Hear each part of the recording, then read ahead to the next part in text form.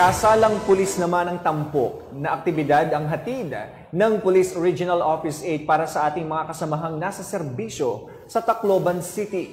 Ito ay bilang bahagi ng programa ng pulisya na pataasin ang moral at welfare ng mga miyembro nito alinsunod sa 5 Focus Agenda ni Chief PNP Police General Benjamin Acorda Jr.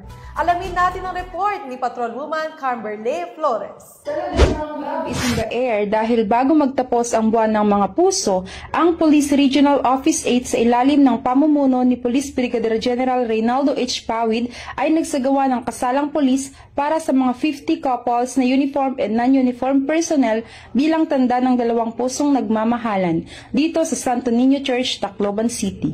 Tunay ngang napakasaya at makabuluhan ang araw ng pag-isang dibdib para sa 50 mag-asawa na mas naging espesyal ang selebrasyon dahil sa simbahan ng Santo Niño Church, sa harap ng Diyos nila pinagdiwang at buong pusong ipinagkaloob ang kanilang pag-iibigan. Sa likod ng kanilang magagarang kasuotan ay nakakubli ang naggagandahang bride at ang nagwagwapuhang groom. Hindi alintana ang saya at pasasalamat ng mga mag-asawa dahil saksi at kasama nila ang mga taong mahal nila sa buhay upang ipagdiwang ang espesyal na okasyong ito.